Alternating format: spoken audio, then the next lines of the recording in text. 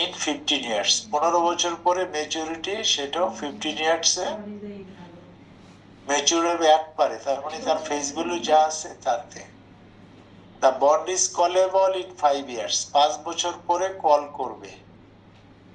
Call করার সময় normally একটা এক এক বছরের কুপন বেশি দেওয়া হয় সাধারণত। 100 টাকার 14% কত? 14 টাকা। তাহলে কুপনটা দিচ্ছে কত টাকা? 5 বছর পরে যখন কল করে নিয়ে যাবে তখন 100 টাকার জায়গায় কত টাকা দিবে? 114 টাকা। It currently sells for 105। Market price হচ্ছে 105 টাকা। তাহলে আমরা ইনফরমেশন গুলো জানি। এটা একটা বন্ড যার ফেস ভ্যালু হচ্ছে 100 টাকা, মার্কেটে পাওয়া যায় কত? 105 টাকা। এটাকে 5 বছর পরে কল করে নিয়ে যাবে। যখন কল করে নিয়ে যাবে তখন ফেস পার ভ্যালুর জায়গায় কত টাকা দিবে? 114 টাকা। কিন্তু এটার ম্যাচুরিটি হচ্ছে 15 বছর। 15 বছর পরে যখন টাকাটা ফেরত দিবে তখন অ্যাট পারে দিবে। অ্যাট পার মানে হচ্ছে তার ফেস ভ্যালু যা আছে তাই দিবে। আর তার কুপন রেটটা কত পার্সেন্ট? কুপন রেটটা হচ্ছে 14%। ওকে, তো প্রথম প্রশ্নটা হচ্ছে calculate the following for this bond. প্রথম প্রশ্নটা হচ্ছে কারেন্ট ইল্ড সিওয়াই ক্যালকুলেট করতে বলছে। কি ক্যালকুলেট করতে বলছে? সিওয়াই, কারেন্ট ইল্ড ক্যালকুলেট করতে বলছে। ওকে, এখন আসেন কারেন্ট ইল্ডের ফর্মুলাটা কি? কারেন্ট ইল্ডের ফর্মুলা হচ্ছে C by P zero. C by P zero. C মানে কি? Coupon rate. Coupon. Coupon rate না, কুপন। কুপন কুপনটা কত ছিল আমাদের? 100 টাকার কত পার্সেন্ট হচ্ছে কুপনটা? 14। 14%। 14%।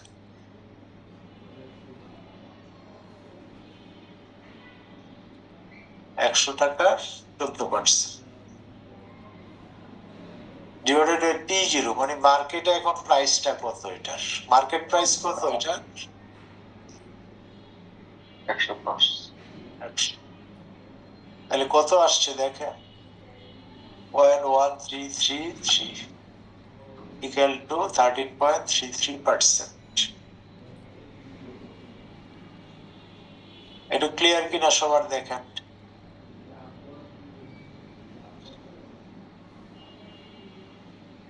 আবার বলছি দেখেন, কারেন্ট ইল্ডের ফর্মুলাটা কি? C by P zero into 100। C মানে হচ্ছে কুপন।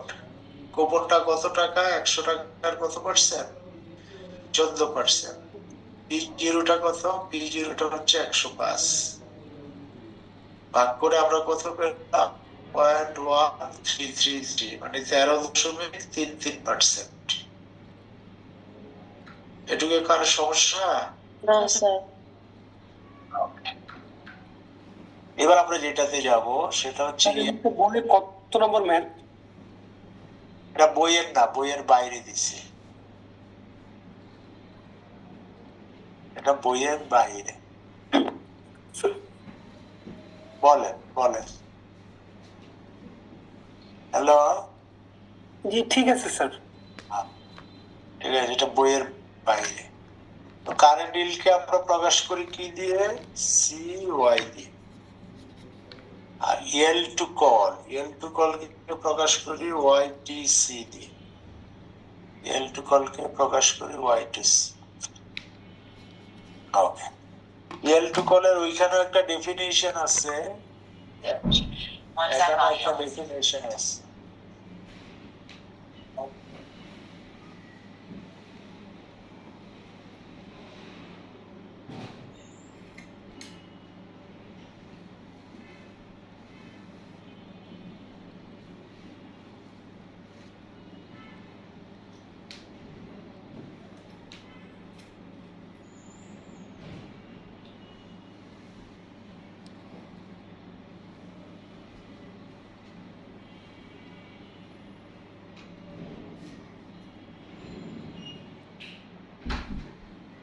ওকে,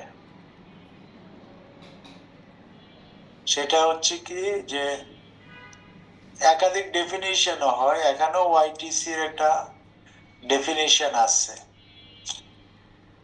যে yield to call is the discount rate which makes the present value of cash flows to call equal to the bonds current market price.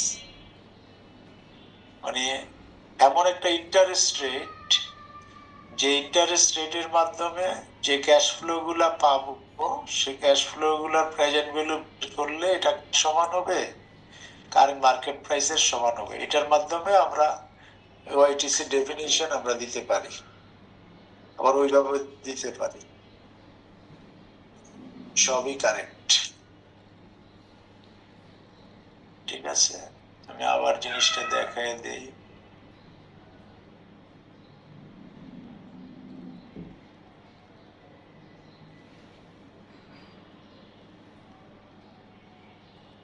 YTC is that discount rate, এটা এমন ধরনের একটা discount rate which makes the present value of cash flows, একটা bond থেকে যা যা cash flow গুলা পাবো তার প্রেজেন্ট ভ্যালুটাকে টু কল, মানে কলেবল বন্ড থেকে। কলেবল বন্ড মানে কি, যে বন্ডকে তার ম্যাচুরিটি পিরিয়ডের আগে কল করে ফেরত নেওয়া যায় তাকে বলি আমরা কলেবল বন্ড। তাইলে যে একটা বন্ড থেকে, কলেবল বন্ড থেকে যে সমস্ত ক্যাশ ফ্লো পাবো তার প্রেজেন্ট ভ্যালুটা কার সমান হবে, যদি কারেন্ট মার্কেট প্রাইসের সমান হয়। তো প্রেজেন্ট ভ্যালু ক্যালকুলেট করতে একটা ইন্টারেস্ট রেটের দরকার হয়, অর্থাৎ যে ইন্টারেস্ট রেটটা দিয়ে আমরা প্রেজেন্ট ভ্যালুটা বের করব যাতে করে এটা মার্কেট প্রাইসের সমান হয়, সেই ইন্টারেস্ট রেটের নামই হচ্ছে এল টু কল বা ওয়াইটিসি। এখন ওয়াইটিসি কিভাবে বের করব সেটা একটু আগে দেখো।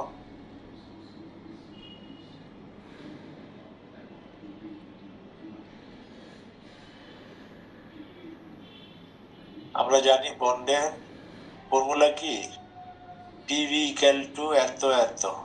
আচ্ছা, এখানে কি কি দেওয়া আছে, কলেবল বন্ডের ক্ষেত্রে কি দেওয়া আছে দেখ, কি কি জিনিস দেওয়া আছে। আগে এটা একটু ইয়ে করি। প্রথমে আসো ফেস ভ্যালু, কত দেওয়া আছে, $100 নাকি? হ্যালো, জি স্যার। 100 স্টার 14%, কত আসে, $14। এফ হচ্ছে 100, সি হচ্ছে 100, 14%। আচ্ছা, টিটা কি জিনিস? টিটা হচ্ছে, মানে এখানে একটু ভুল লিখছি কিন্তু, এফ এখানে এফ মানে 100 হবে না, কারণ কল করলে কত টাকা দিবে, 5 বছর পরে কল করলে কত টাকা দিবে, 114 টাকা। এখানে 114 হবে। আর টিটা হবে কত, টিটা হবে 5। আমি আবার বলছি দেখো, কলেবল বন্ড মানে যে বন্ডকে তার ম্যাচুরিটির আগে কল করে নেওয়া যায়, কত বছরে হচ্ছে, 5 বছরে হচ্ছে। 5 বছর পরে এটাকে কল করে নিয়ে যাবে, তার মানে টিটা হচ্ছে 5। কত টাকা দিয়ে, 114 টাকা দিয়ে। এফ বা ম্যাচুরিটি ভ্যালু, ফেস ভ্যালু বা ম্যাচুরিটি ভ্যালু। আমরা কি অঙ্ক করার সময় অ্যাপ দিয়ে করছিলাম না অ্যাপ দিয়ে করছিলাম? অ্যাপ দিয়ে করছিলাম। আচ্ছা, যেটা দিয়ে করো।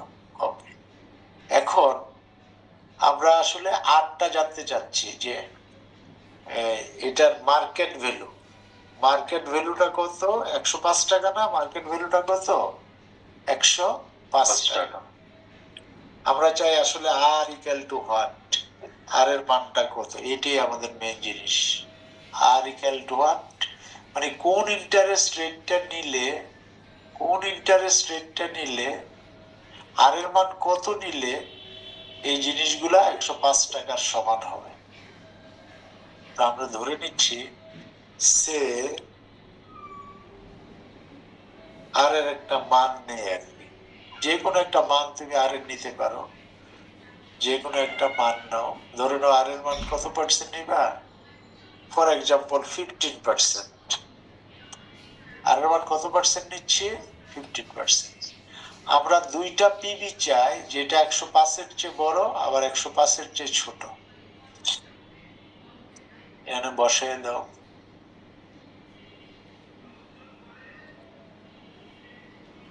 সি এর মান কত, সি এর মান হচ্ছে 14, আর এর মান কত 0.15, আর এর মান কত 0.15, টি এর ভ্যালু কত 5, এফ এর ভ্যালু কত 114, আর এর মান কত 0.15, এর ভ্যালু কত 5। কত আসে দেখো তো, করে কত আসে,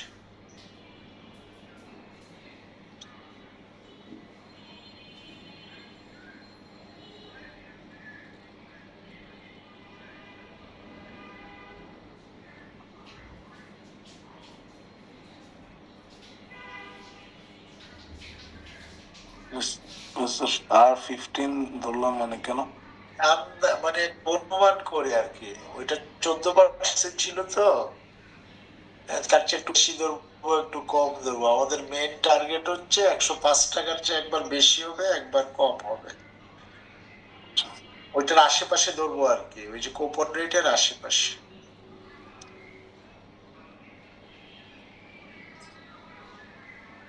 কত আসছে দেখেন তো।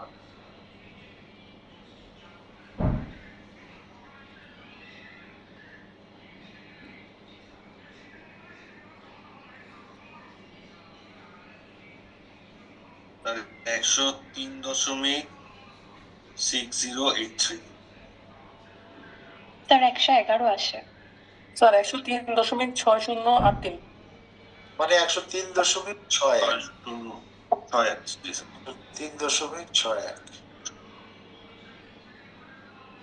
এরকম আসছে সবার।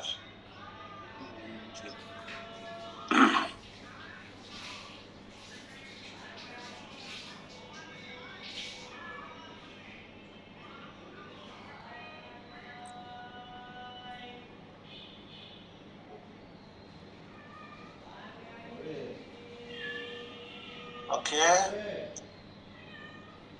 তাহলে 103.61, এটা মেইন মিলাবো মার্কেট ভ্যালুর সাথে। মার্কেট ভ্যালুর চেয়ে একটা প্রাইস কি হবে, বেশি হবে, আর একটা কি হবে, কম হবে। এটা কি কম হইছে না বেশি হইছে? কম হইলে এটাকে 105-এর চেয়ে কম হইছে, সবসময় কম্পেয়ার করবো মার্কেট প্রাইসের সাথে। 105-এর চেয়ে কম হইছে, তাহলে 105-এর চেয়ে বেশি আমার দরকার।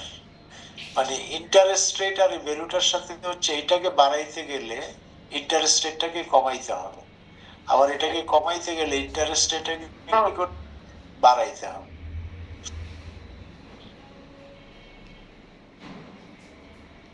এবার ধরে নেই সে আর ইকুয়াল টু 14% ধরলাম, দেখি আসে কিনা। তাহলে পিবি সমান কত আসবে, 14 জায়গায় কত ধরলাম, কারণ কাছাকাছি তো 105 টাকা আর 103 টাকা, এই জায়গায় কত ধরলাম, 14 ধরলাম, আর বাকি সব তো ঠিক আছে। এমনিতে তো স্যার 14% না লাগে। হ্যাঁ 14% তো এমনিতেই। 14%। কত আসে দেখেন তো,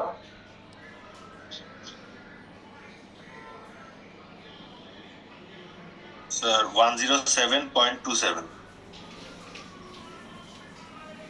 107.27, আর দু একজন দেখেন। 107.27। আচ্ছা ঠিক আছে, এখন আমি বলি একটু শুনে। আমরা কি করছিলাম, প্রথমে আমাদের কুপন রেটটা ছিল 14%, তো কুপন রেটের আশেপাশে একটা রেট নিয়ে জাস্ট চেক করবো আর কি। আমাদের মেইন টার্গেট 105-এর চেয়ে একটা বেশি হবে 105-এর থেকে একটা কম হবে। 105 আমরা 15% দিয়ে চেক করলাম। পিবি সমান কত? পিবি পেলাম 15% দিয়ে 103 টাকা 61 পয়সা। তাহলে 105 টাকার খুব কাছাকাছি না, মানে 1.5 টাকার পার্থক্য। তাইলে আমরা 105-এর চেয়ে একটা বেশি চাই আর একটা কম চাই, তো কমটা হয়ে গেছে, এখন আমার বেশিটা দরকার। 105-এর চেয়ে বেশি করতে হলে ইন্টারেস্ট রেটটা কমাইতে হবে। এটা খুব কাছাকাছি দেখে আমি 15 জায়গায় কত ধরছি? 14 ধরছি। আপনি 13 ধরতে পারেন, সমস্যা নেই। আপনি কি 13 ধরতে চাচ্ছেন কেউ? হ্যালো, দরকার নেই স্যার, কাছাকাছি এটা আছে তো বোঝা যাবে না। হ্যাঁ কম্পারিজনটা স্যার খুব বোঝা যাবে, 14 আর 15 কম্পারিজনটা বুঝতে সহজ হয় স্যার। আচ্ছা ঠিক আছে, তাহলে ঠিক আছে নাকি? জি। তাহলে এখানে কি আসবে? যে ওয়াইটিসি লাইজ বিটুইন 14% and 15%, 14% এবং 15%-এর মধ্যে এটা আছে। আচ্ছা, তাইলে ওয়াইটিসিটা কিভাবে বের করব? এবার ফর্মুলাটা দেখ। ওয়াইটিসির ফর্মুলা হচ্ছে, প্রথমে হচ্ছে দুইটা ইন্টারেস্ট রেট পাইছিলাম আমরা, একটা 14 আর একটা 15। একটা হচ্ছে লয়েস্ট ইন্টারেস্ট রেট, এটাকে ইন্টারপোলেশন ফর্মুলা বলা হয়। প্রথমে কি লিখতেছি? লয়েস্ট ইন্টারেস্ট রেট প্লাস নিচে কি হবে? যে দুইটা পাইলাম হাইয়েস্ট মাইনাস লয়েস্ট। দুইটা ইন্টারেস্ট রেট পাইছিলাম না, 160 টাকা 27 পয়সা আর 103 টাকা 61 পয়সা। 160 টাকা 27 মাইনাস 103 টাকা 61, নিচে হবে এই দুইটার পার্থক্য, আর উপরে হবে সবচেয়ে বেশি রেট যেটা ছিল এটার থেকে মার্কেট প্রাইসটা, আর এদিকে হবে difference between the interest rate.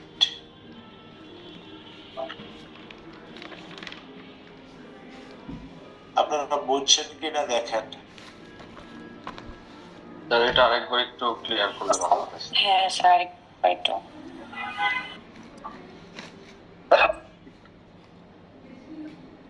Sorry. একটা হচ্ছে যে আমাদের দুইটা ইন্টারেস্ট রেট ছিল, একটা 14% আর একটা হচ্ছে 15%। প্রথমে হচ্ছে lowest interest rate. Lowest interest rate কত? 14 প্লাস নিচে হচ্ছে যে দুইটা বের করলাম আমরা, 107 103, বড়টার থেকে ছোটটাকে মাইনাস করা, 107.27 মাইনাস 103.61, আর উপরে হচ্ছে বড়টার থেকে ওই যে মার্কেট প্রাইস যেটা আছে, মার্কেট ভ্যালু, মানে মার্কেটে এখন কত চলতেছে, মার্কেটে কত চলতেছে? 105 টাকা। 105।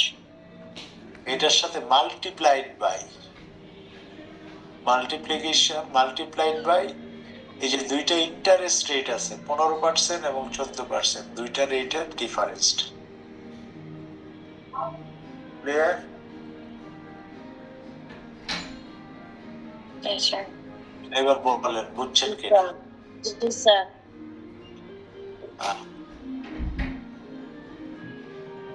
তাহলে বের করে ফেলেন কত আসে।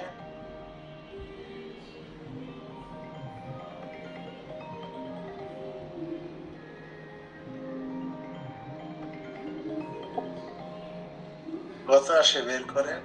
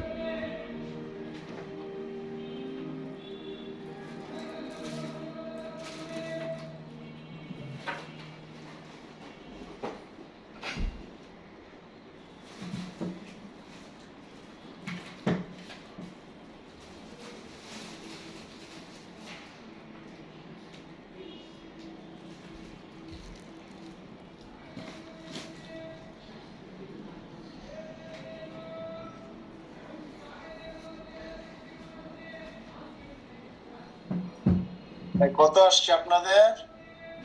0.1461। 0.1462 আচ্ছা 62 মানে 14.62%। ওকে। স্যার এখানে যে আমরা প্রথমে যে আর এর মানটা হচ্ছে 0.4 মানে 1/4 ধরলাম স্যার, এটা কি আমরা 14 and 15% মধ্যে যে ডিফারেন্সিয়েশন করছি এই দুইটার মধ্যে কি যেটা লোয়েস্ট মানে রেট সেটা ধরবো অলওয়েজ টাইম? হ্যাঁ লয়েস্টটা। আচ্ছা আচ্ছা, মানে এই দুইটার মধ্যে যে দুইটার মধ্যে ডিফারেন্ট করবো সেই দুইটার মধ্যে আর কি লোয়েস্ট যেটা সবসময় ধরবো। Okay sir. মানে এটা যে মেজর হবে আমি আর একটু ক্লিয়ার করে দিতে চাইলাম আপনাদেরকে। এই যে 14 জায়গায় 13 বসান তো, কারণ 14 সাথে আপনাদের একটা সমস্যা হয়ে যাচ্ছে, সাইকোলজিক্যাল সমস্যা। 14 জায়গায় কত বসান? 13 বসান। কত আসে দেখেন তো। 14 জায়গায় কত বসাচ্ছি? 13 বসাচ্ছি। কত আসে এটা?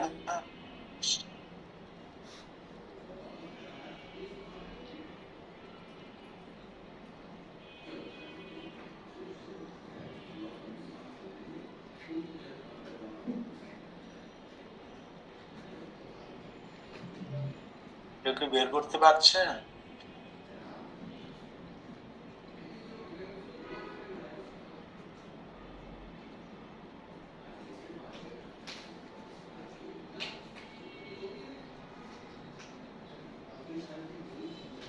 স্যার 111 টাকা 12 পয়সা।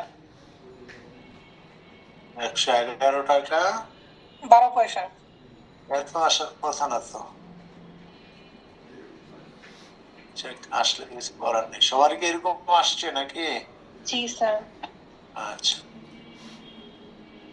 তাহলে এখানে হবে কত? এই যে যার কোশ্চেন ছিল ক্লিয়ার করে দিচ্ছি। 111 টাকা 12 পয়সা।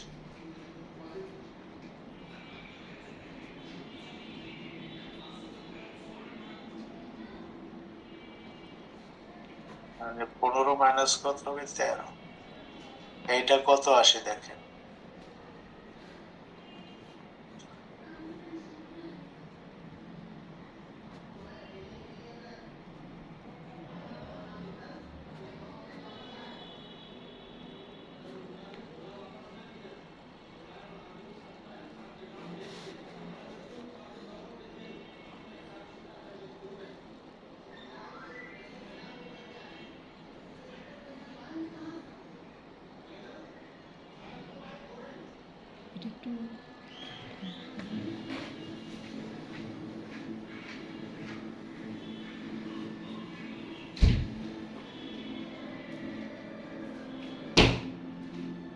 কত আসে?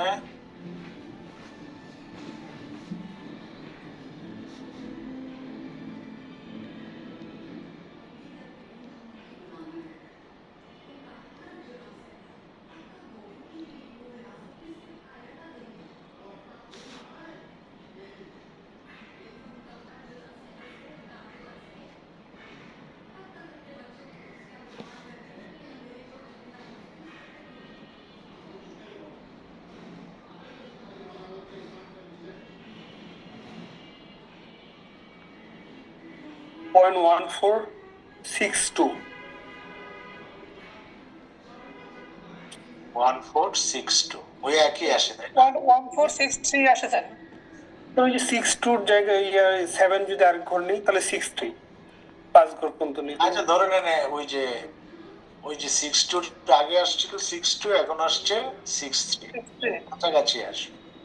তাহলে এইবার তো আর ওই যে 14% সাথে কোনো ঝামেলা আর হচ্ছে না নাকি? No sir. এবার আমরা যাব ইয়েল টু ম্যাচুরিটি বের করতে। Yield to maturity, yield to ম্যাচুরিটিকে আমরা প্রকাশ করব কি দিয়ে? ওয়াইটিএম দিয়ে। আচ্ছা এখানে আরেকটু বলি নেই, আপনাদের কি ওয়াইটিসিএল টু কল বের করতে শিখতে মানে বুঝতে কারো কোনো সমস্যা? Hello, no sir. না স্যার কোনো সমস্যা নেই। ওকে, তাহলে এখন আমরা পড়বো year to maturity. Same process, কোনো পার্থক্য নেই, প্রসেসের মধ্যে কোনো পার্থক্য নেই। কোথায় কোথায় চেঞ্জ আছে সেটা আমি বলতেছি, কোথায় কোথায় চেঞ্জটা আছে সেটা আমি বলতেছি।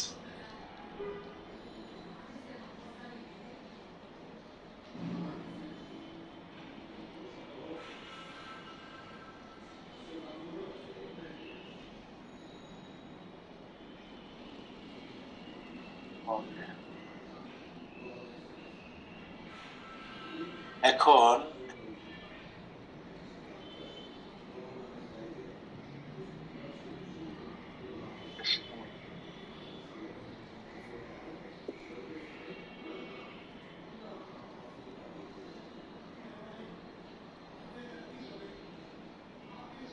দেখেন, আগে আমরা ওয়াইটিসি ডেফিনিশন দিছিলাম, এখন ওয়াইটিএম এর ডেফিনিশন। The L2 maturity,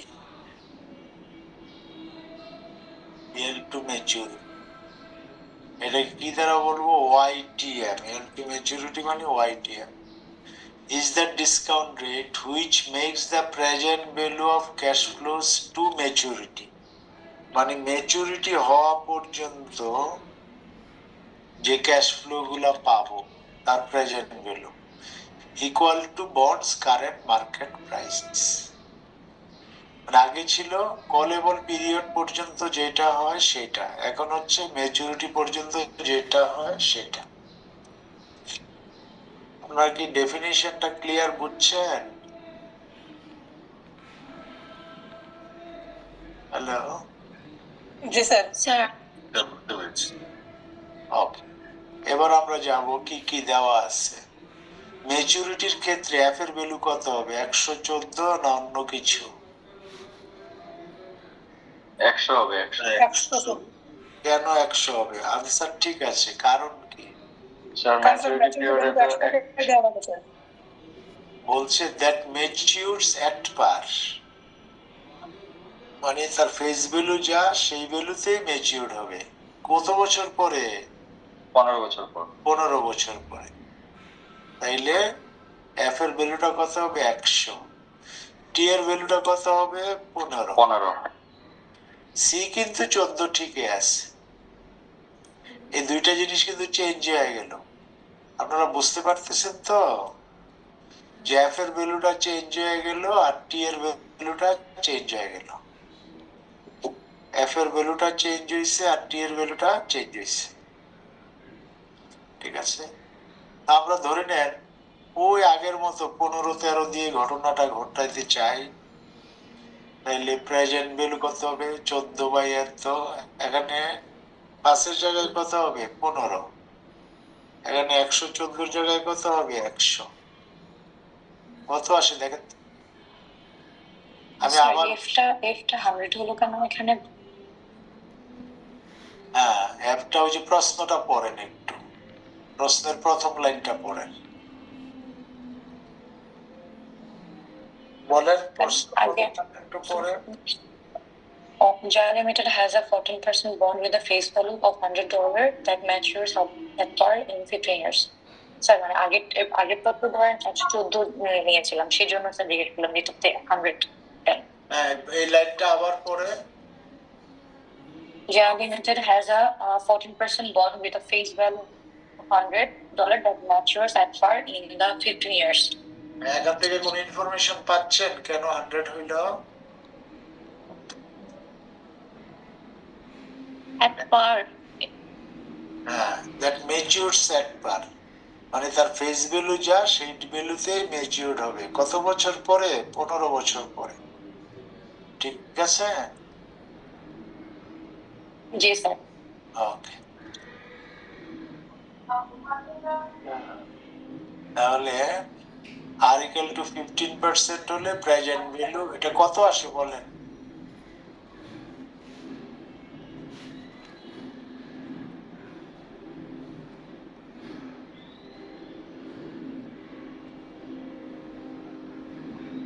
কত আসবে?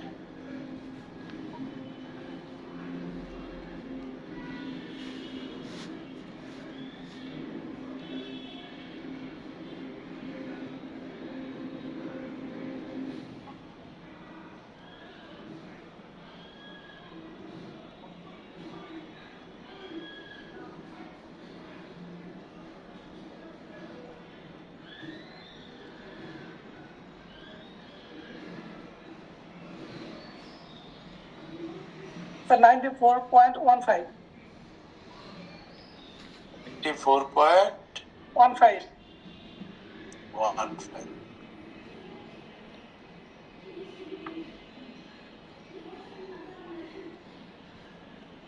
এরকম কি আসছে সবার? একটু চেক করেন প্লিজ।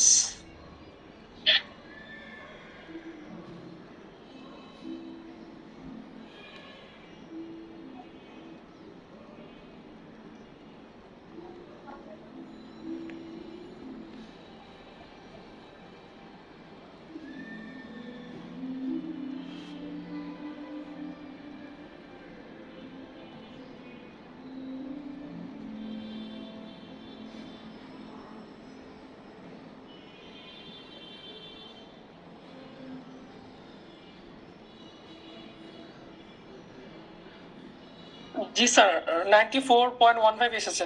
আচ্ছা, এটা 105-এর চেয়ে ছোট না বড়? ছোট। এটাকে বড় করতে হলে ইন্টারেস্ট রেটটা কমাইতে হবে। তা আমরা আবার ওই যে আগের মতোই 13% ধরে করতেছি। তাহলে কি আসবে? 5-এর জায়গায় আসবে 15, 5-এর জায়গায় আসবে 15, আর 114-এর জায়গায় কত আসবে? 100। কত হয় এটা দেখেন তো।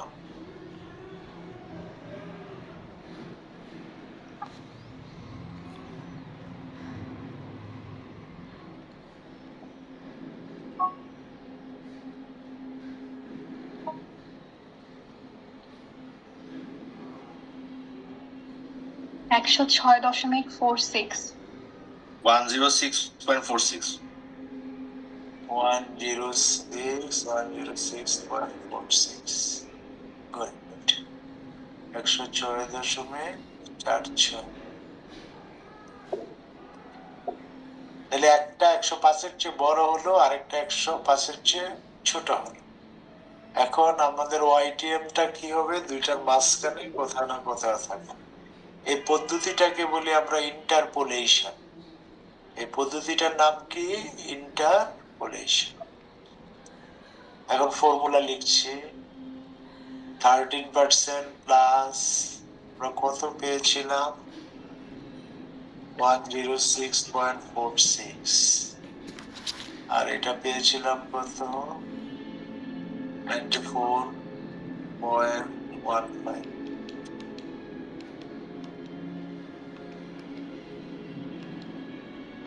106.46, 94.15। কত আসে দেখেন তো?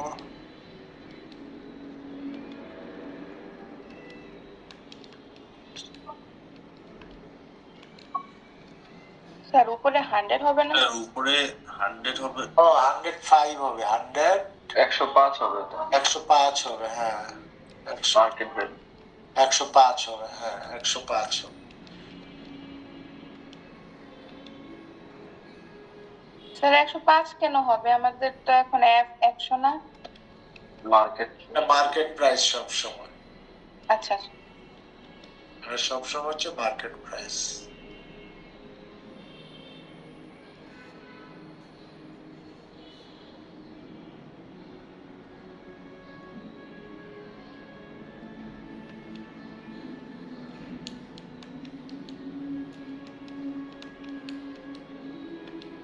স্যার 0.1324।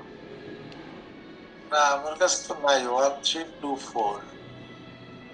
13.24%।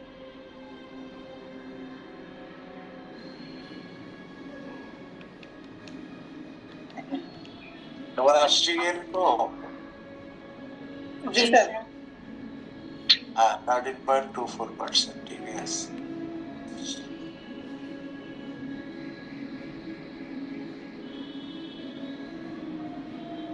তাহলে ওয়াইটি মেচুরিটি পর্যন্ত রাখলে সে পাবে 13.24, কলেবল পিরিয়ড পর্যন্ত রাখলে 14.63, ঠিক আছে। আরো বুঝতে অসুবিধা কিনা বলেন। স্যার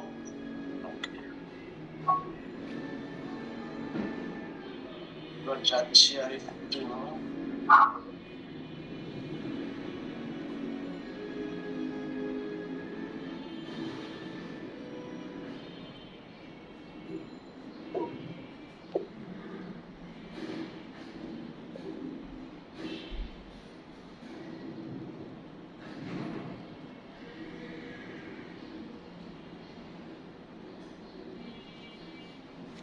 তোমার তোলা হয়েছে? জি স্যার। এইবার চলেন আপনাদের বই 221 নম্বর পেজ ওপেন করেন। আপনাদের বইয়ের 221 নম্বর পেজ ওপেন করেন। টাইপস অফ বন্ড, বন্ডের প্রকারভেদ। সরি, 224 নম্বর পেজ, 224 নম্বর পেজ ওপেন করেন। এখানে বিভিন্ন ধরনের বন্ড আছে। Number 1, government bond. যে বন্ডগুলা কারা ইস্যু করে? সরকার যেগুলা ইস্যু করে সেগুলাকে বলি আমরা গভর্নমেন্ট বন্ড। যেমন পারিবারিক সঞ্চয়পত্র আছে, পোস্ট অফিস সঞ্চয়পত্র আছে, এগুলাকে আমরা গভর্নমেন্ট বন্ড হিসাবে চিনি। মিউনিসিপাল বন্ড বা মিউনিস, ভাই আপনাদের যাদের প্রয়োজন নাই তারা মাইক্রোফোনটা অফ করে রাখেন। হ্যাঁ, ওকে। মিউনিসিপাল বন্ড বা মিউনিস, ওই যে বিভিন্ন সিটি কর্পোরেশন বন্ড ইস্যু করে, যদিও বাংলাদেশে এই কালচার নাই। সিটি কর্পোরেশন বন্ড ইস্যু করে সেখান থেকে টাকা নেয়, সেই টাকা দিয়ে সিটি কর্পোরেশনের বিভিন্ন ইউটিলিটি সার্ভিস এটা সেটা উন্নত করে, এবং যারা সার্ভিস রিসিভ করে তাদের থেকে ট্যাক্স নেয়, নিয়ে সেখান থেকে বন্ডের কুপন বা বন্ডের ফেস ভ্যালু পেমেন্ট করে। আরেকটা হচ্ছে কর্পোরেট বন্ড। যে বন্ড কারা ইস্যু করে? বিভিন্ন ব্যবসা প্রতিষ্ঠান যে বন্ডগুলো ইস্যু করে তাদের নাম হচ্ছে কর্পোরেট বন্ড। মর্টগেজ বন্ড, যে বন্ডের ইস্যু করার সময় তার কোলেটারাল হিসাবে ফিক্সড অ্যাসেট থাকে, যে বন্ডের কোলেটারাল কি থাকে? ফিক্সড অ্যাসেট থাকে, তাদেরকে বলি আমরা মর্টগেজ বন্ড। যে বন্ডের কোলেটারালটা কোন অ্যাসেট? ফিক্সড অ্যাসেট, তাকে বলি আমরা মর্টগেজ বন্ড। আর ডিবেঞ্চার হচ্ছে, ডিবেঞ্চারও এক ধরনের বন্ড। তো নরমালি বন্ডকে বলা হয় সিকিউরড আর ডিবেঞ্চারকে বলা হয় আনসিকিউরড। ডিবেঞ্চার হচ্ছে আনসিকিউরড আর মর্টগেজ বন্ড হচ্ছে সিকিউরড। ডিবেঞ্চার হচ্ছে আনসিকিউরড আর বন্ড হচ্ছে সিকিউরড। আচ্ছা, সাবঅর্ডিনেটেড ডিবেঞ্চার মানে এটার স্ট্যাটাস ডিবেঞ্চারেরও আরো নিচে। কোনো পেমেন্ট এসে অথবা ব্যাংকরাপ্টেড হয়ে গেলে কোম্পানি যখন পেমেন্ট করার সময় আসবে তখন ডিবেঞ্চার হোল্ডাররা আগে পাবে, তাদেরকে দেওয়ার পরে যদি কোনো টাকা পয়সা থাকে তখন সাবঅর্ডিনেটেড ডিবেঞ্চাররা পাবে। এই জন্যই তার নাম সাবঅর্ডিনেটেড ডিবেঞ্চার। সাবঅর্ডিনেট মানে অধস্থ। আরেকটা হচ্ছে ইনকাম বন্ড। যে বন্ড ইস্যু করে তার থেকে যে ইনকামটা আসবে সেই ইনকামের ভিত্তিতে বন্ড হোল্ডার থেকে টাকা দিবে। ইনকাম বেশি হলে টাকা বেশি পাবে, ইনকাম কম হলে টাকা কম পাবে। আরেকটা হচ্ছে ফ্লোটিং রেট বন্ড। যেই বন্ডের রেটটা ফ্লোট করবে, উঠানামা করবে, অর্থাৎ ইনফ্লেশন যদি বাড়ে বন্ডের রেটটা বাড়বে, ইনফ্লেশন কমলে বন্ডের রেটটা কমবে। ইনফ্লেশন বাড়লে বন্ডের রেট বাড়বে, ইনফ্লেশন কমলে বন্ডের রেট কমবে। এদেরকে বলি আমরা ফ্লোটিং রেট বন্ড। আরেকটা হচ্ছে zero coupon bond. Zero coupon bond হচ্ছে যে বন্ডে কোনো কুপন দেওয়া হয় না, বন্ড তার ফেস ভ্যালুর থেকে কম দামে বিক্রি হয়, ফেস ভ্যালুর থেকে কম দামে বিক্রি হয়। ঠিক আছে, বন্ডটা ফেস ভ্যালুর থেকে কম দামে বিক্রি হয়। ধরে নেন 1000 টাকার বন্ড 600 টাকায় বিক্রি হলো, এটা ম্যাচুরিটি 10 বছর, 10 বছর যাবত সে কোনো কুপন দিবে না। আফটার 10 ইয়ার্স আপনাকে 1000 টাকা দিয়ে দিবে, কারণ 1000 টাকার বন্ড 600 টাকায় বিক্রি হয়েছিল ডিসকাউন্টে, কোনো কুপন ছিল না, এই জন্য তার নাম জিরো কুপন বন্ড। 10 বছর পরে আপনি 1000 টাকা পেয়ে গেছেন। জাঙ্ক বন্ড, এগুলাকে বলি আমরা রিস্কি বন্ড, নন ইনভেস্টেবল গ্রেড বন্ড, মানে এই গ্রেডিং এ, এই রেটিং এ কোনো ইনভেস্ট করে না, খুব risky bond, high risk high return bond, এগুলোকে বলি আমরা junk bond. High risk high return bond, এগুলোকে কি বলি আমরা? Junk bond. এরপরে আমরা আসবো, স্যার মর্টগেজ আর ডিবেঞ্চার স্যার একটু বলে দিন। বুঝি নাই স্যার মর্টগেজ বন্ড আর ডিবেঞ্চার বন্ডের মধ্যে পার্থক্য।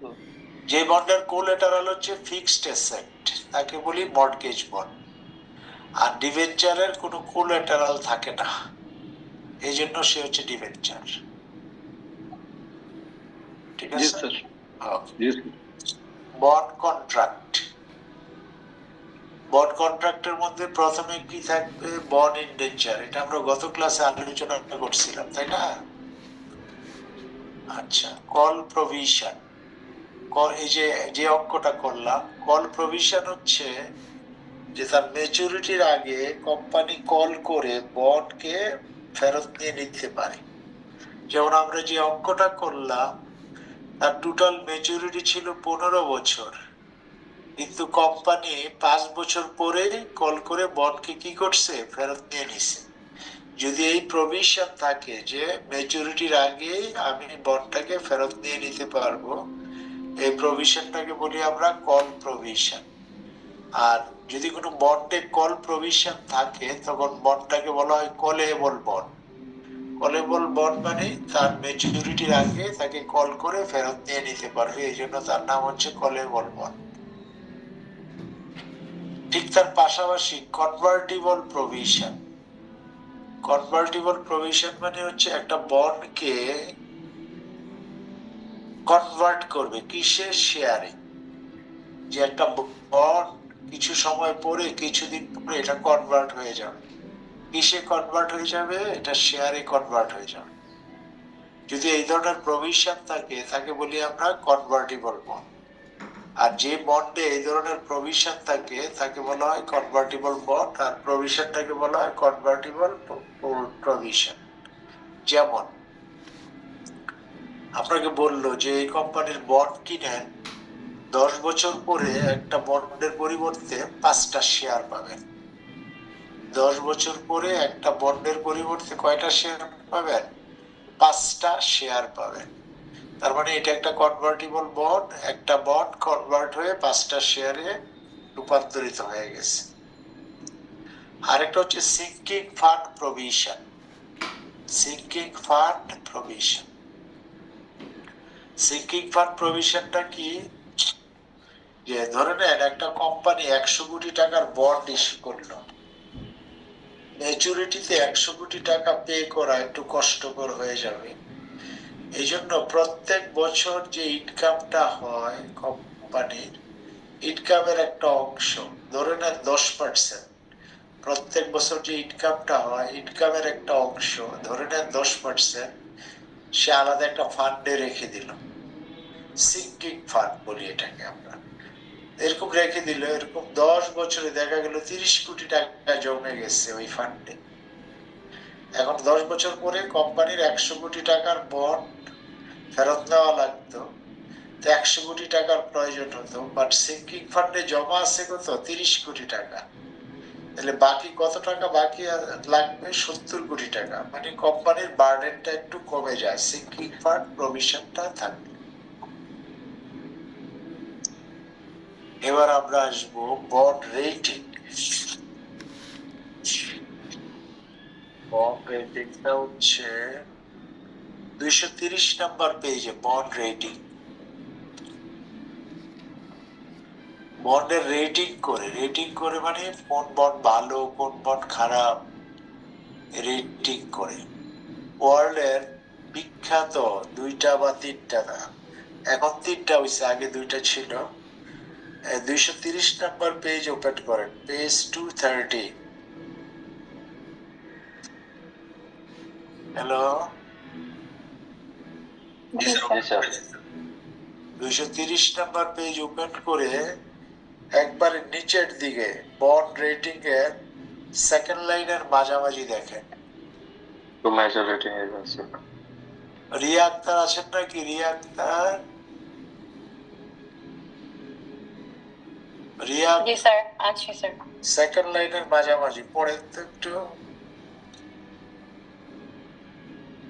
230 নাম্বার পেজে জি স্যার, সেকেন্ড লাইন বলতে sir change in rating. Bond rating নিচের দিকে, বন্ড রেটিং আছে না নিচের দিকে দেখ। টু মেজর রেটিং এজেন্সি এখান থেকে টু মেজর রেটিং এজেন্সিস। আর পাইছেন আপনি? আচ্ছা, এক সেকেন্ড, মেজর রেটিং কোথায়? 230 নাম্বার পেজের বন্ড রেটিংস এর সেকেন্ড লাইন। ও আচ্ছা, পাইছে, হ্যাঁ। আচ্ছা, the two major rating agencies are Moody's Investors Service, Moody's, and Standard and Poor's Corporation S&P. Table 6.2 shows. দেখেন এইটুকু পর্যন্ত থাকেন। Okay. 2টা মেজর রেটিং এজেন্সি হচ্ছে মোডি আর একটা হচ্ছে S&P 500। খেয়াল আছে বাংলাদেশ ব্যাংকের রেটিং করছিল মোডি, আজ থেকে মনে হয় 1 বছর আগে। খেয়াল আছে আপনাদের? জি স্যার। রেটিং এ যখন সি গ্রেডের হয়েছে তখন বলছে মুডি ভালো না, আচ্ছা সি গ্রেডের হওয়ার পরে বলছে মুডি কিনা। স্যার তখনই কি ওই যে গ্রিন ব্যাংক আর রেড ব্যাংক করা হয়েছিল? হ্যাঁ হ্যাঁ হ্যাঁ, তখন বলছে মুডি ভালো না, মানে আমার সুবিধা মতো না হইলে ভালো না। যাই হোক, এখন মুডি, S&P 500, আরেকটা হচ্ছে ফিচ, FITCH, ফিচ, আরেকটা এজেন্সির নাম কি ফিচ। এগুলো হচ্ছে ওয়ার্ল্ড ওয়াইড খুব খুব রিনাউন্ড ক্রেডিট রেটিং এজেন্সিস। বাংলাদেশও আছে ক্র্যাব, ক্রিসল, নাম শুনছেন? ক্র্যাব, ক্রিসল। আর বাংলাদেশে ক্রেডিট রেটিং এজেন্সি ব্যাংকের ছাতার মতো আছে। ব্যাংকের ছাতা বলতে বুঝাচ্ছি যে যেখানে যান সেখানে আপনি পাবেন, কোনো কোয়ালিটি নাই, কোনো স্ট্যান্ডার্ড নাই, পয়সার বিনিময়ে সার্টিফিকেট দিয়ে দেয়, এই সেই করে। ক্র্যাব, ক্রিসল। আচ্ছা, এখন বন্ড কিভাবে রেটিং করে? বন্ড রেটিং ক্রাইটেরিয়াটা কি? আপনাদের 231 নাম্বার পেজে যান, সবাই বইয়ের 231 নাম্বার পেজে যান, আমি কাউকে না কাউকে জিজ্ঞেস করব। 231 নাম্বার পেজে যান, গিয়ে দেখেন bond rating criteria. Bond rating criteria. এই ক্লাসে কি সবই মেয়ে নাকি? যেদিকে তাকাই নাম খালি মেয়েদের নাম। পাওয়া গেছে বন্ড রেটিং ক্রাইটেরিয়া? জি স্যার। জি স্যার। মনিরুজ্জামান আছেন নাকি? Moniruzzaman, sir please. যে পড়েন এটা। Our bond rating criteria. Bond ratings are based on both qualitative and quantitative factors. Factors considered by the bond rating agencies include the financial strength of the company as measured by various ratios. Total provisions, the seniority of the debt, seniority না, seniority. seniority of the debt, sorry sir, restrictive covenants, such as হ্যাঁ, such as কোভিডেন্টের পরে কি? কোভিডেন্টের পরে কি? the provisions such as a sinking fund or a deferral. Litigation possibilities. Litigation. It's a litigations possibilities, regulations, and so on. ওকে, আর লাগবে না, আপনি বলেন পরে কি বুঝলেন। আর আমি তো পড়ে গেছি, ঠিকঠাক মতো বুঝি নাই। তারপর স্যার বুঝতে পেরেছি এখান থেকে স্যার কোয়ালিটি, মানে কোয়ালিটি অ্যান্ড কোয়ান্টিটি জিনিস একটা বুঝিয়েছে, দুটার মধ্যে একটু পার্থক্য। একটু পরে নেন, পড়ার পরে আপনাকে জিজ্ঞেস করবো কি বুঝলেন, একটু পরে নেন। আজকের আসো নাকি? স্যার আছি। বলো তো তাজকিরা, বুঝাও এই সে যেটা পড়ে গেল এটা বুঝাও আমাদেরকে। স্যার আমি বুঝাবো। হ্যাঁ তাই তো। আচ্ছা স্যার আমি ট্রাই করি। যেটা হচ্ছে যে বন্ডের দুটার উপরে বন্ড রেটিংটা ইয়ে করে, জাজমেন্ট করে। একটা হচ্ছে কোয়ালিটেটিভ, একটা কোয়ান্টিটেটিভ। তো কোয়ালিটেটিভ দুই ধরনের ফ্যাক্টরস বিবেচনা করে বন্ড রেটিং করা হয়, একটা হচ্ছে কোয়ালিটেটিভ ফ্যাক্টর আর একটা হচ্ছে কোয়ান্টিটেটিভ ফ্যাক্টরস, এই তো। স্যার এরপরে পড়ো। হ্যাঁ, factors considered by the bond rating agencies including the financial strength of the company. একটা কোম্পানির ফিনান্সিয়াল স্টেটমেন্ট, এটা হচ্ছে আমার কোয়ান্টিটেটিভের মধ্যে পড়ছে। তারপরে কোলেটারাল যে প্রভিশনস, তারপর আমার রেশিওস, কোম্পানি যে রেশিওস গুলো থাকে, তারপরে হচ্ছে স্যার ডেট, আমার কি পরিমাণ লোন ব্যাড লোন আছে, প্লাস আমার কি পরিমাণ লোন আমার গভর্নমেন্টকে দেওয়া আছে বা কনজিউমারের ক্ষেত্রে দেওয়া আছে। তারপরে স্যার লিটিগেশন পসিবিলিটি স্যার এটা বুঝি নাই। আর রেগুলেশনস, যে আমরা যেসব রুলস অ্যান্ড রেগুলেশনস দেওয়া হয় ওগুলো প্রপারলি ফলো করা হয় কিনা, সবকিছু মিলিয়ে একটা মানে বন্ডের কোয়ালিটেটিভ অ্যান্ড কোয়ান্টিটেটিভ ফ্যাক্টরগুলো জাজমেন্ট করা হয়। তার মধ্যে স্যার আমি লিটিগেশন ফ্যাক্টরসটা বুঝি নাই। আচ্ছা আচ্ছা, ঠিক আছে, থ্যাংক ইউ, তুমি যথেষ্ট সুন্দর বলেছ যে আমরা দুই ধরনের ফ্যাক্টরস নিয়ে কাজ করব, একটা কোয়ালিটেটিভ একটা কোয়ান্টিটেটিভ রেটিংটা করার জন্য। তো মেনলি এটা হচ্ছে ফাইন্যান্সিয়াল স্ট্রেংথটা দেখা হয়, এর মধ্যে কি থাকে বিভিন্ন ধরনের রেশিও গুলা, যেমন আমরা প্রফিটেবিলিটি রেশিও বলি, return on asset, return on equity বা বিভিন্ন ধরনের ইপিএস, এগুলো। কোলেটারাল পজিশন প্রভিশন মানে হচ্ছে যে এই কোম্পানির অ্যাসেট গুলা কোনটার এগেইনস্টে কোনটা কোলেটারাল হিসাবে দেওয়া আছে, যে বন্ধক দেওয়া আছে। কোলেটারাল মানে এক ধরনের বন্ধক, এগুলা দেখবো। দ্য সিনিয়রিটি অফ ডেথ মানে আগে কোনো ডেথ, আগে কোনো ঋণ নেওয়া আছে কিনা, নেওয়া থাকলে সেটার অবস্থা কি, ওই যেটা বললো গভর্নমেন্ট লোন, এই লোন সেই লোন। রেস্ট্রিকটিভ কোভিডেন্ট বিভিন্ন জিনিসের, ওই যে sinking fund provision, call provision, তারপর হচ্ছে ওই যে কনভার্টিবল প্রভিশন, এরকম আছে কিনা। আর এখানে আরেকটা ইম্পর্টেন্ট জিনিস হচ্ছে, অনেক সময় একটা সংস্থা তোমাকে ঋণ দিবে, দিয়ে সে কন্ডিশন দিয়ে দিবে যে তোমাকে আমি ঋণ দিলাম এই শর্তে তুমি আর অন্য কারো কাছ থেকে ঋণ নিতে পারবা না। কেন এই কন্ডিশনটা দিয়ে দেয়? রেস্ট্রিকশন করে দেয়, রেস্ট্রিকটিভ কোভিডেন্স, যে তোমার ঋণের পরিমাণ যত বেশি হবে তোমার অ্যাসেটের উপরে ক্লেম করার পরিমাণ তত বেড়ে যাবে। তা আমি তোমাকে ঋণ দিয়েছি, তুমি আর কারো থেকে ঋণ নিতে পারবা না। তুমি যদি কোনো কারণে ব্যাংকরাপ্টেড হয়ে যাও তাহলে আমি একমাত্র তোমার অ্যাসেটের উপরে ক্লেম করব। তুমি যদি আরো অন্যান্য লোকের কাছ থেকে বা অন্যান্য সংস্থার কাছ থেকে ঋণ নাও, তুমি যদি ব্যাংকরাপ্টেড হয়ে যাও, আমাদের পাশাপাশি ওরাও এসে তোমার অ্যাসেটের উপরে ক্লেম করবে। তাহলে আমি রেস্ট্রিকশন দিয়ে রাখলাম, অন্য কারোর থেকে ঋণ নিতে পারবে না। এটা হচ্ছে রেস্ট্রিকটিভ কোভিডেন্ট। আর বিভিন্ন ধরনের প্রভিশন, এটা তো বললাম, সিঙ্কিং ফান্ড কিছুক্ষণ আগে বললাম, কল প্রভিশন।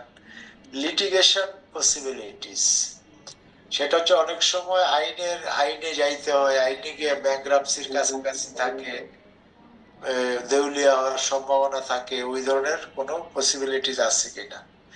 রেগুলেশনস, যে দেশে তুমি বিজনেসটা করছো ওই দেশের গভর্নমেন্টের রুলস রেগুলেশন কতটুকু তুমি মেনে চলতেছো বা তুমি একদম পারছো কিনা, ওভারঅলটা দেখে বন্ডের রেটিং করা হয়। Clear? G sir.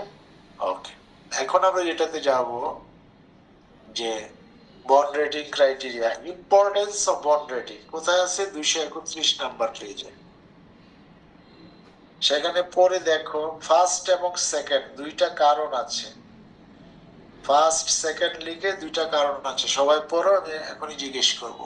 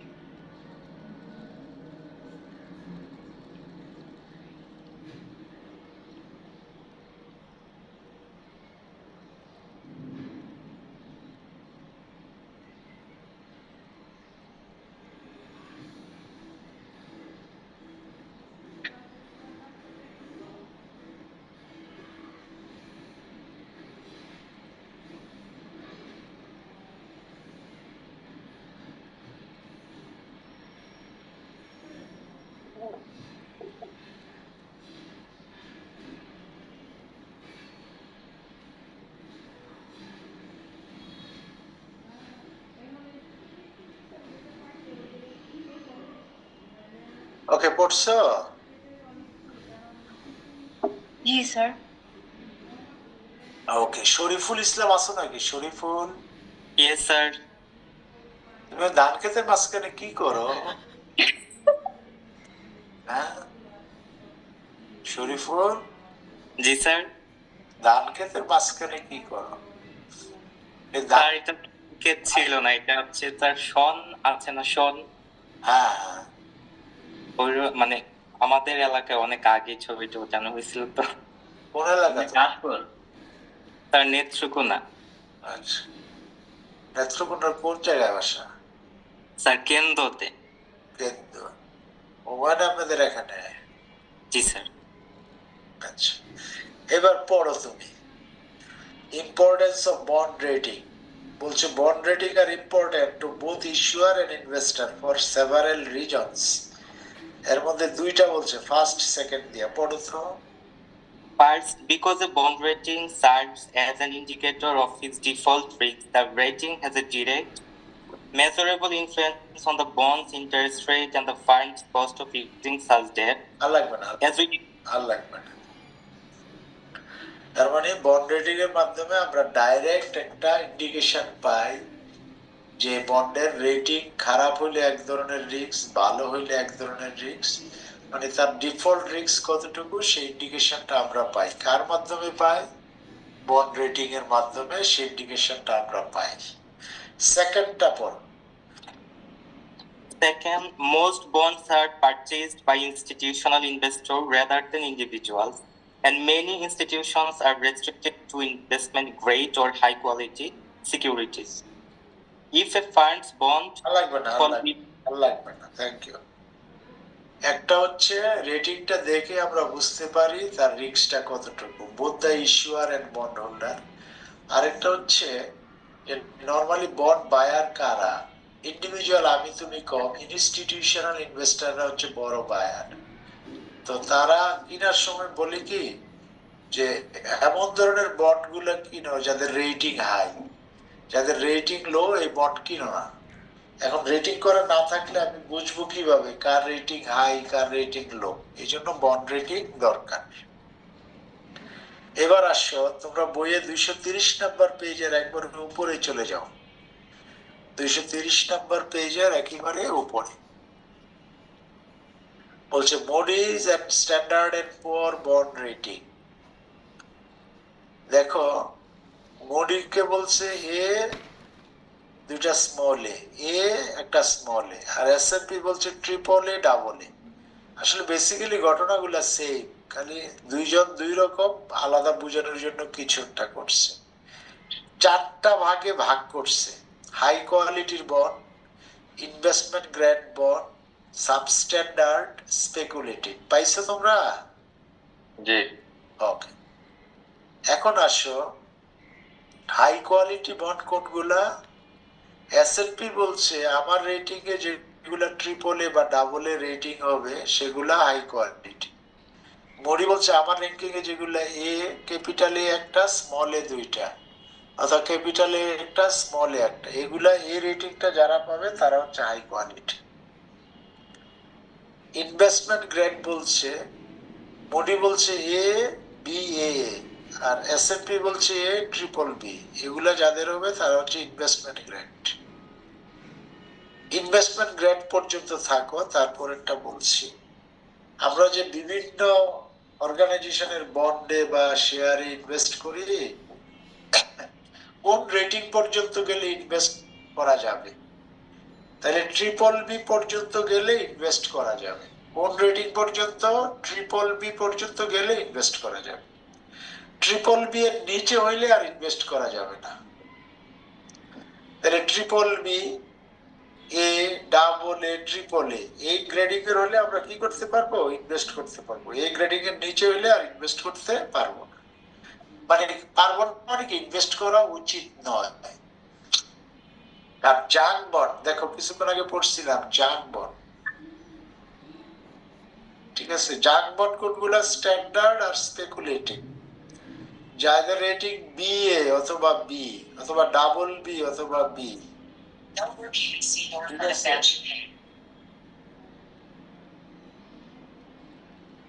B A অথবা বি, ডাবল বি অথবা বি, সি অথবা ডি, মানে এগুলা যাদের রেটিং তাদেরকে বলা হয় জাঙ্ক বন্ড, সাবস্ট্যান্ডার্ড অথবা স্পেকুলেটিভ। জাঙ্ক বন্ড কোনগুলা? সাবস্ট্যান্ডার্ড অথবা স্পেকুলেটিভ। তাহলে ইনভেস্টমেন্ট গ্রেড, তোমরা কি বুঝতে পেরেছো? হ্যালো, জি স্যার, বুঝতে পেরেছি। বুঝতে পেরেছো? তাহলে হাই কোয়ালিটি, তাইলে ইনভেস্টমেন্ট গ্রেড, সাবস্ট্যান্ডার্ড, স্পেকুলেটিভ। তোমরা কি কোনো কিছু শুনতে পাচ্ছ নাকি? মিছিল টিছিল? না স্যার, ভয়েস একটু প্রবলেম করতেছে, হ্যাঁ, এছাড়া আর কিছু না। মিছিল হচ্ছে আর কি, ওই কাকে যে নিষিদ্ধ করে দিতে হবে। হ্যাঁ রে, এখন তোমরাও তো বলতে পারো স্যার কি কোশ্চেন হবে আমরা দিয়ে দিই, আপনি খালি পরীক্ষাটা নেন, খাতাটাও তোমরা দেখে দিবা আর মার্কসটাও তোমরা দিয়ে দিবা, ঠিক আছে না? স্যার মিছিল দেখি ওই যে ইউনুস সাহেব বলছে আওয়ামী লীগকে বন্ধ করতে চাই না, সেটা নিয়ে কালকেও মিছিল হয়েছে, আজকে হয়েছে। Okay, high quality, investment grade, junk bond, clear তো? জি স্যার। বন্ড গুলা খুব রিস্কি, রিস্ক এবং রিটার্ন দুইটাই তার খুব high, high risk high return junk bond গুলার। স্যার শুধু এতে কি বোঝায় স্যার, এটা আমি একটু বুঝতেছি না। ওরা একটা সিম্বল দিছে আর কি, যেমন বাংলাদেশে দেয় এ প্লাস প্লাস, ওরা একটা নোটেশন ইউজ করছে এ প্লাস প্লাস, ওরা দিছে 3টায়, বুঝে গেল? স্যার বুঝতে পেরেছি। ওকে, তো মোটামুটি এই চ্যাপ্টার শেষ। এবার অ্যাসাইনমেন্ট লিখো।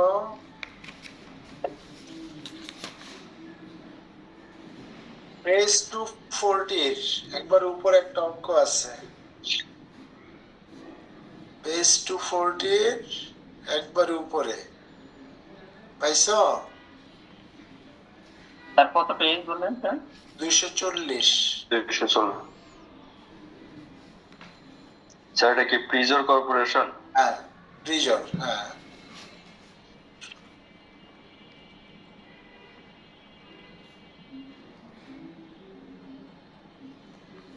তারপর 245-এর সেলফ টেস্টের দ্বিতীয়টা, 245-এর সেলফ টেস্টের দ্বিতীয়টা। এটা কি suppose you are considering investing a 20 years? হ্যাঁ হ্যাঁ। তারপর 251 নম্বর পেজে ওই যে মাঝখানের কোশ্চেনটা, হোয়াট আর বন্ড রেটিং, পাইছো? তারপর লাস্টেরটা, what is the relationship between bond price and interest rate? Sir আরেকবার বলুন তো। 251 নম্বর পেজের কোনটা কোনটা? হোয়াট আর বন্ড রেটিং, আরেকটা হচ্ছে একবারে নিচে, what is the relationship between bond price and interest rates. তারপর 256 নম্বর পেজে এই দুটো কি পুরো কোশ্চেনটাই তো না স্যার? হ্যাঁ হ্যাঁ 256 ST2, তারপর 257 63 64 65 66 স্যার 63 64 65 66 67 68 69 611 67 68 69 611 618 618 তারপর 260 নম্বর পেজের 620 একটা আছে, দেখেন। 260 নম্বর পেজের 620, G A B GH K, A B GH K।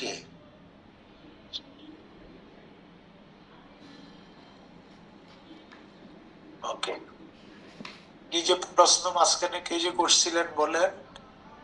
256 পেজের ST2। জি জি জি ST2 ST2। জি স্যার। স্যার ম্যাথ কে 257 পেজের 6.3 বুঝতে পারিনি। হ্যাঁ বলেন, কার প্রশ্ন?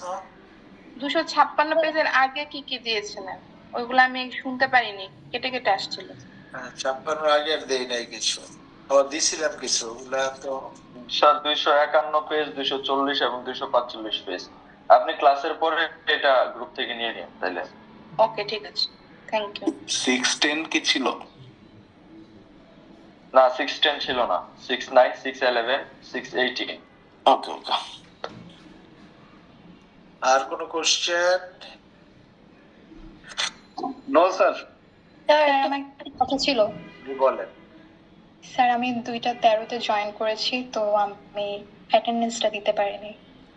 আচ্ছা, পরের ক্লাসে আবার যখন থাকবেন টাইমলি অ্যাটেন্ড করে বলবেন, দিয়ে দেব। স্যার নেক্সট আমাদের ঈদের পরে যে ক্লাসটা হবে অনলাইনে, ওইটা কি আপনি অনলাইনেই নেবেন? অনলাইনে, হ্যাঁ। মানে শিডিউল টাইম যেটা থাকবে আমাদের স্যার 4টা থেকে। ওইটাই, হ্যাঁ হ্যাঁ ওকে স্যার। ঠিক আছে। স্যার ওই ক্লাসটা কি আমরা আগে করে নিতে পারবো? মানে অন্য সাবজেক্টের ক্লাসগুলো আমরা যেরকম 5 তারিখেরটা আমরা একটু আগে হচ্ছে 26 তারিখে রিকোয়েস্ট করেছিলাম, তো মানে এরকম করতে পারছে, তো ওইটা কি আমাদের আগে করে নেওয়া পসিবল? কে করছে আপনার ক্লাসটা আগে? আমাদের যে ব্যাংকিং ইনভেস্টমেন্ট ব্যাংকিং আছে ওইটা আমরা রিকোয়েস্ট করেছিলাম, তো উনি আবার 26 তারিখে তাহলে রাজি হয়েছে, যে 26 যেহেতু হলিডে, গভর্নমেন্ট হলিডে। উনি কে? বেনাজির ম্যাডাম। আচ্ছা, না আমার ওই নির্ধারিত টাইম যেটা ওইটাই। আচ্ছা ঈদের অনেক পরে, সমস্যা টাকার তো কথা না। আর কোনো কোশ্চেন? No sir. ও স্যার, ওকে, ভালো থাকবেন সবাই স্যার। ভালো থাকেন ইনশাল্লাহ। সবার অগ্রিম ঈদের পরে ঈদ মোবারক স্যার, আসসালামু আলাইকুম। অগ্রিম ঈদ মোবারক স্যার। ঈদ মোবারক, সবাই ভালো থাকেন, ঈদের শুভেচ্ছা। আপনাকে আসসালামু আলাইকুম। ওয়ালাইকুম আসসালাম।